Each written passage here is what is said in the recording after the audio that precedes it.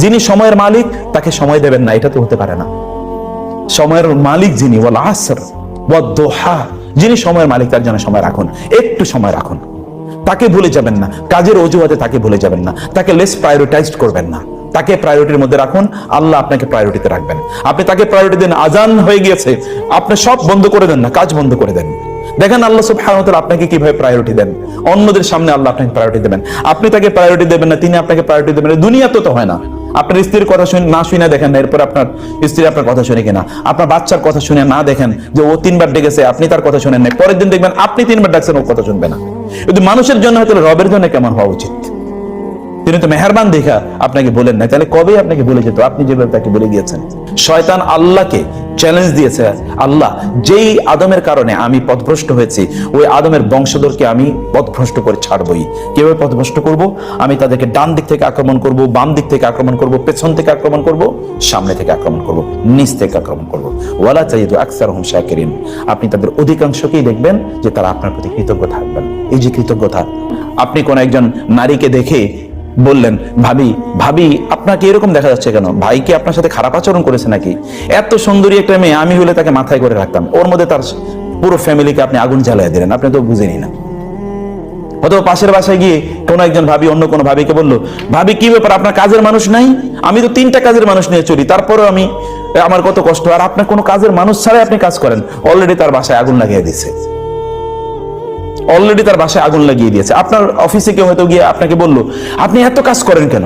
আপনাকে এত কাজ করলে তো আপনার উপর আবার নতুন করে কাজ চাপিয়ে দেবে। কাজ কম করবেন, তাইলে দেখবেন আপনার কাজ চাপিয়ে দেবেন। অলরেডি ড্যামেজড, অলরেডি আপনারা শেষ করে দিয়েছে।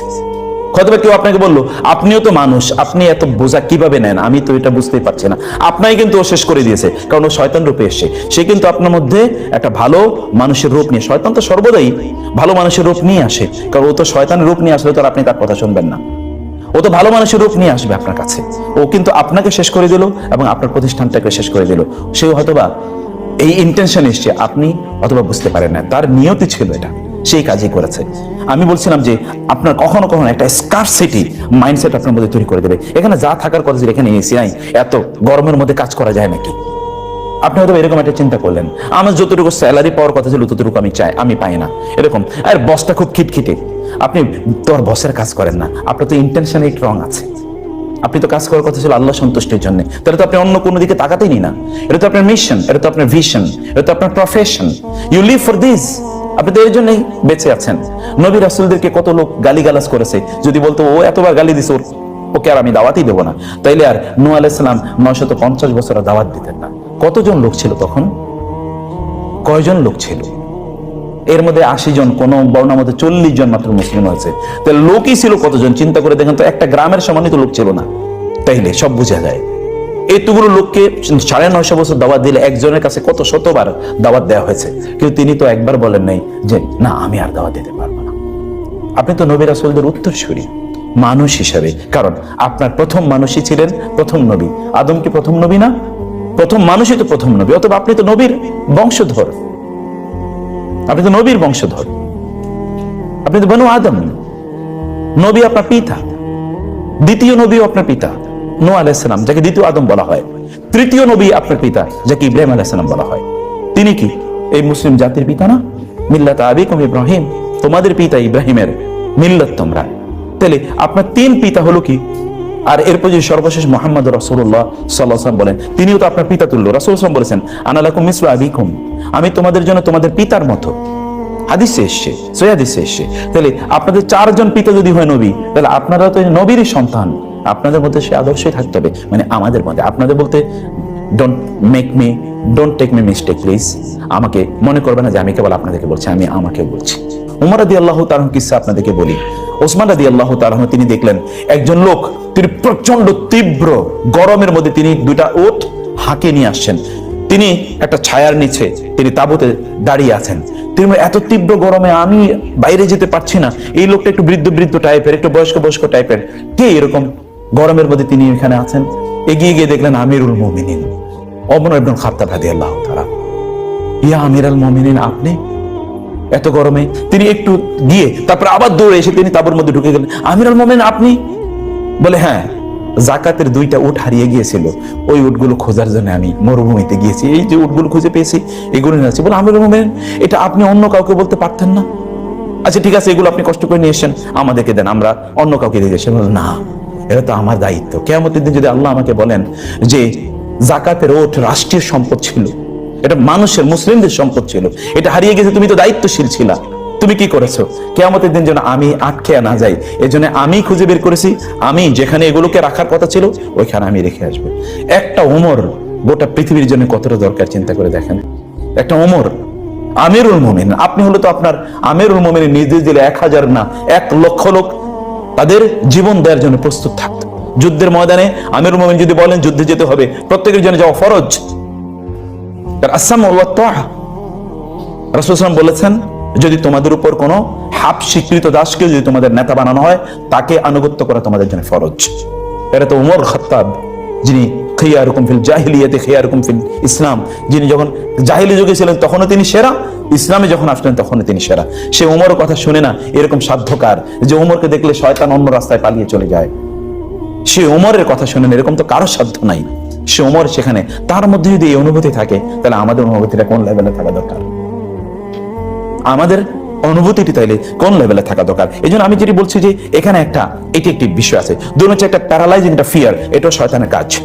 রাসূল আল্লাহ সুবহানাহু ওয়া তাআলা বলেন, ইন্নামা যালিকুম শাইতানু ইউখাউফু আউলিয়াহু ফালা তাখাফুহুম ওয়া খাফুনি ইন কুনতুম মুমিনিন। আপনি কখনো কখনো দেখবেন শয়তান আমাদের মধ্যে এক ধরনের ভয় তৈরি করে দেয়। কিসের ভয়? আমি যদি কিছু করি, যদি বস যদি একটু অসন্তুষ্ট হয়, অমকে যদি একটু অসন্তুষ্ট হয়, আমার যদি চাকরিটা চলে যায়, এই জন্য সবারই তোষামোদি কইরা আপনি এক ধরনের চলতে চাচ্ছেন। আপনি কোন ধরনের কাজের মধ্যে নাই, কেবল তোষামোদির মধ্যে আছেন। অথবা আপনি শুধুমাত্র কি করছেন, বিভিন্ন ক্ষেত্রে আপনি এক ধরনের ম্যানেজমেন্ট করে আপনি চলছেন, এক ধরনের ম্যানেজ, অমকের ম্যানেজ করেন, তমকের ম্যানেজ করেন, অমকের ম্যানেজ করেন ইত্যাদি। আপনি you don't have any performance, but you are just managing. আপনি তো ম্যানেজিং এর জন্য এখানে আসেননি, আপনি আসেন পারফর্মিং এর জন্য, আপনি আসেন পারফর্মিং এর জন্য, অ্যাকশনের জন্য। You are suppose to act, you are for action. আপনাকে তো কাজ করতে হবে, আপনার এই জাতীয় ম্যানেজমেন্টের জন্য এখানে আপনাকে আনা হয় নাই। আপনি বিভিন্ন জিনিস নিয়ে আপনি টেনশনে আছেন, আপনার হয়তো প্রমোশন যথাযথ হয় নাই, প্রমোশনের টেনশনে, প্রমোশনের এই উদ্যোগে আপনার কোনো কাজই হয় নাই। পরীক্ষার বয়সে যেমন পড়াশোনা ছেড়ে দিয়েছে, প্রমোশনের টেনশনে আপনি কি আপনার সকল কার্যক্রম আপনি ছেড়ে দিয়েছেন, কোনো কার্যক্রম আপনি ঠিক মতো চলছে না। শয়তান এরকম একটি অ্যাপ্রিহেনশন ব্যক্তির মধ্যে তৈরি করে দেয়, লেজিনেস, প্রোক্রাস্টিনেশন। এটি আমাদের জন্য প্রচন্ড ভয়ঙ্কর একটি কাজ, এবং এই কাজটিও শয়তান আমাদের মধ্যে তৈরি করে দেয় যে লেজি। লোকের কিন্তু লেজি, সে তার কাজটা যথাযথ সময় করবে না, তিনি তার কাজটি ঠিক মতো করবেন না ইত্যাদি কারণে, অথবা ঠিক আছে আমি কাজটি এখন করব না, একটু পরে করব, কতক্ষণ পরে করব, এইভাবে আমরা আমাদের যে দায়িত্বগুলো আছে এই দায়িত্বগুলো আমরা যথাযথভাবে সম্পাদন করি না। অথচ আমার তো আজকের কাজ, এখনকার কাজ এখনই করার কথা ছিল, আমি যতক্ষণ এখনকার কাজ এখন না করি, তাহলে আপনি ডক্টর হিসেবে আপনার এখন যে অ্যাসাইনমেন্টটা থাকার কথা ছিল, যে কাজটা করার কথা ছিল, এটা যদি না করেন তাহলে এরপরে যেটা সেটা হ্যাম্পার্ড হবে, এরপরটা হ্যাম্পার্ড হবে, এরপরটা হ্যাম্পার্ড হবে।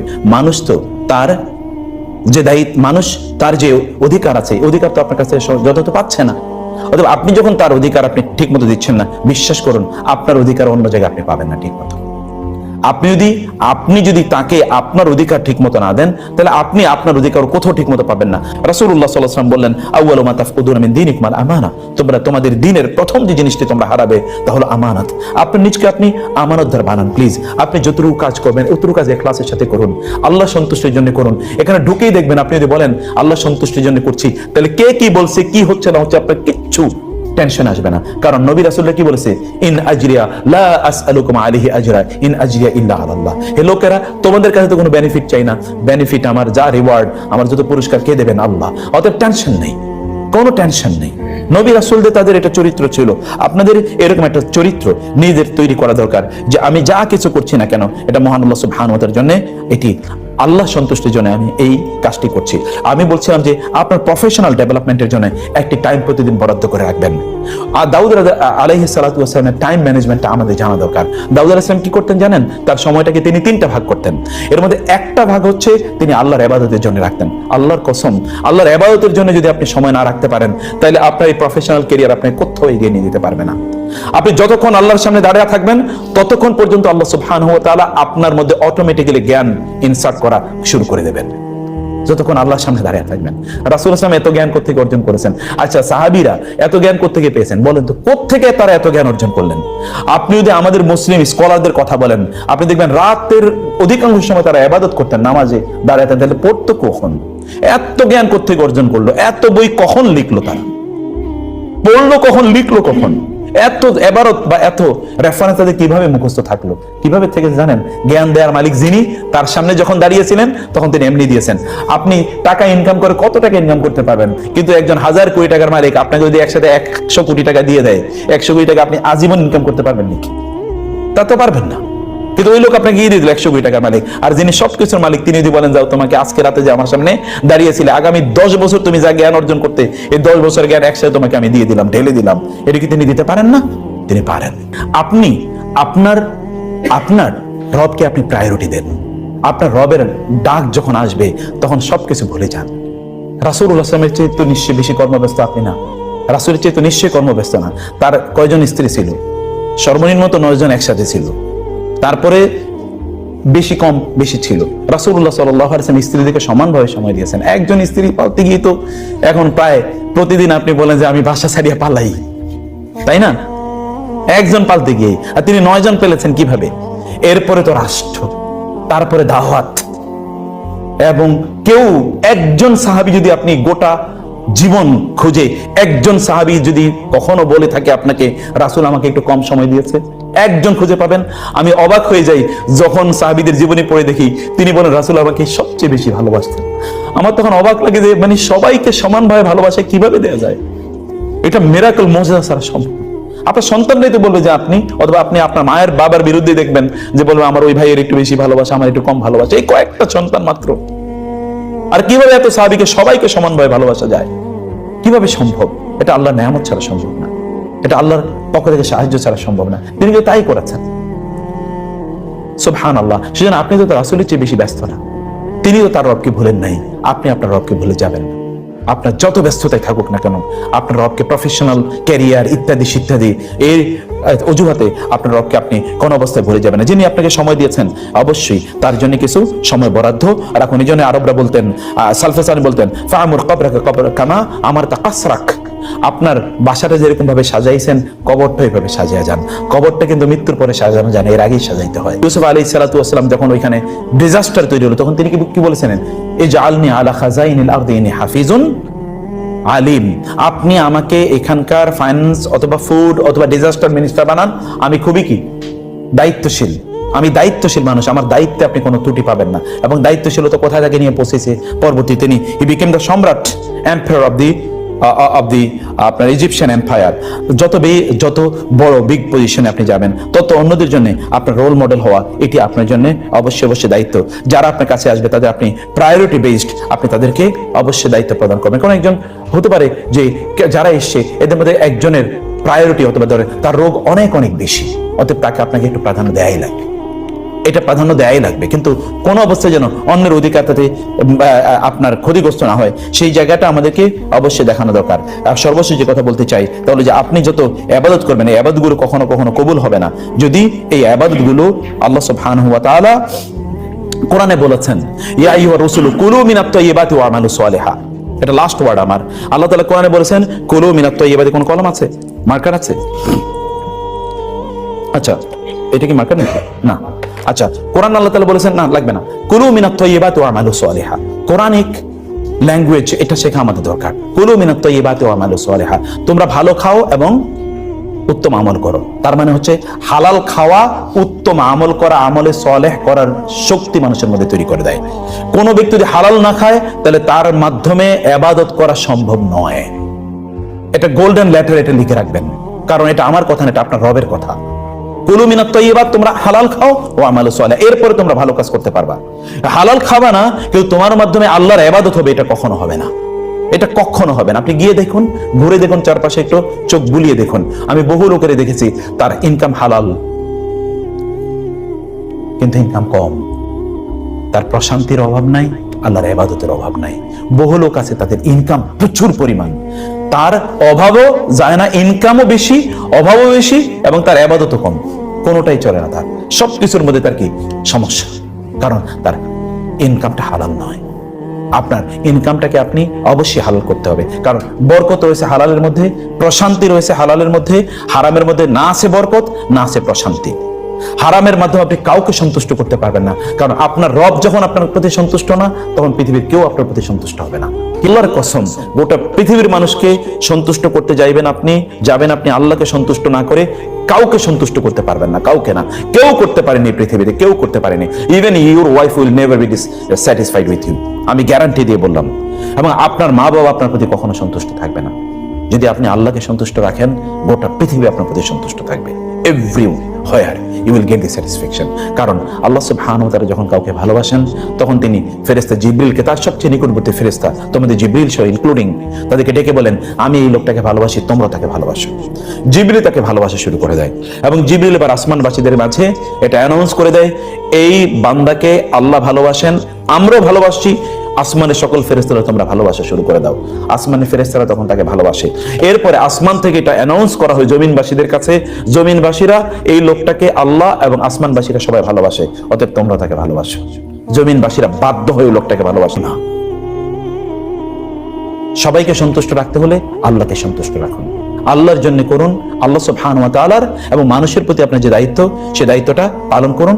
আপনাকে কোন অবস্থায় যেন শয়তান ডিস্ট্রাক্টেড না করে দিতে পারে, আপনার দায়িত্ব থেকে যেন আপনি এক ফোঁটো যেন অন্যদিকে দৃষ্টি নিবেদিত না করেন। আপনার বেস্টটা আপনাকে দেখাতে হবে, এবং আপনার ফিল্ডে আপনি সবার চেয়ে সেরা, এরকম যোগ্যতা আপনাকে অর্জন করা দরকার। এরকম যোগ্যতা আপনার অর্জন করতেই হবে, এবং আপনি পারবেন, কারণ এই শক্তি আল্লাহ তাআলা আপনাকে বিল্ট ইন দিয়েছেন। মুসলিম হওয়ার কারণে এই শক্তি আপনাকে বিল্ট ইন, আপনার যেন এটা আপনার প্রিরোগেটিভ, ইংরেজিতে বলে প্রিরোগেটিভ, মানে হচ্ছে এটা আপনার একান্ত অধিকার। এই অধিকার হিসেবে আপনি এটি পেয়ে গিয়েছেন, কারণ আল্লাহ সুবহানাহু ওয়া তাআলা বলেছেন, কুনতুম খায়রা উম্মাতিন খায়রুকুম, তোমাদের মধ্যে সেরা তারা। আপনার জায়গাটাতে আপনি অন্য কোনো অজুহাতে আপনার কাজকে আপনি বন্ধ করে রাখবেন না। আপনার কাজে আপনি এক ফোঁটা ত্রুটি করবেন না। আপনার যা করার আপনাকে তা করতেই হবে, কারণ আপনি যা করছেন এটা আল্লাহর জন্য করছেন, আল্লাহ সন্তুষ্টির জন্য করছেন। আপনি কেবলমাত্র এই মানদণ্ডটাকে সামনে রাখুন। আপনাকে রাষ্ট্র কি দিল, অমুকি কি দিল, তমকি কি দিল, এগুলো দেখে তাকানোর দরকার নেই। আপনি যা করার, যতটুকুর জন্য আপনি অ্যাসাইনমেন্ট প্রাপ্ত, যতটুকুর, কারণ এটা একটা চুক্তি। মুসলিমরা কখনো তাদের চুক্তিকে লঙ্ঘন করে না, মনে রাখতে হবে। আল মুসলিমুনা আলা উকুদিহিম, হাদিস শেষে রাসূলুল্লাহ বলেছেন, কোরআনে সূরাতুল মায়েদার শুরুতে আছে আল্লাহ তাআলা বলেছেন, ইয়া আইয়ুহাল্লাযীনা আমানু আউফু বিল উকুদ, হে মুমিনরা তোমরা তোমাদের চুক্তিকে পূর্ণ করো। চুক্তি মানে কি? চুক্তিকে অলওয়েজ রিটার্ন থাকে? মুসলমানদের চুক্তিকে সবসময় রিটার্ন থাকে নাকি? তা তো না। মুসলমানদের কথাই তো তার চুক্তি, মুসলমানদের কথাই তার চুক্তি। আপনি যদি আপনার আমানতদারিতা ঠিক না রাখেন, তাহলে মনে রাখবেন অন্য কেউ আপনার সাথে খেয়ানত করার জন্য দাঁড়িয়ে আছে অলরেডি। আল্লাহ সুবহানাহু ওয়া তাআলা হয়তো অন্য কাউকে তৈরি করে রেখেছেন যে আপনার খেয়ানত করবে।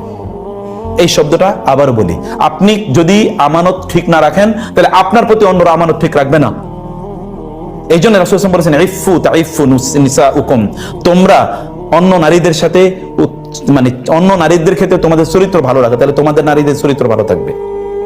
এবার বাংলা ভাষায় সহজ করে বলি, আপনি অন্য কাউকে ইপটিজ করবেন, আপনার মেয়েরে অথবা বোনেরে বা মায়েরে অথবা আপনার বোনেরে অন্যকে ইপটিজ করার জন্য অন্য জায়গায় দাঁড়িয়ে আছে, আপনি অথবা জানেন না, তৈরি হয়ে আছে। ইফু তাইফু নিসাউকুম, তোমরা অন্য নারীর সাথে তোমাদের চরিত্র, উত্তম চরিত্রের আচরণ করো, তোমাদের নারীদের সাথে অন্যরা ভালো আচরণ করবে। আপনি খারাপ করবেন, আপনার জন্য খারাপ করা হবে। রাসূলুল্লাহ সাল্লাল্লাহু আলাইহি ওয়াসাল্লাম বলেছেন, ওই ব্যক্তি জান্নাতে যাওয়া ওই ব্যক্তির জন্য দুষ্কর হবে যেই ব্যক্তি সে যেমনটা চায় অন্যরা তার সাথে আচরণ করুক, সে অন্যের সাথে এরকম আচরণ করে না। আচ্ছা, একটা প্রতিষ্ঠানে যদি আপনি প্রধান হতেন, যেমন ধরুন এই প্রতিষ্ঠানটা আপনি চালান, আপনি কেমন চাইতেন আপনার কর্মচারীরা কি আচরণ করুক আপনি চাইতেন?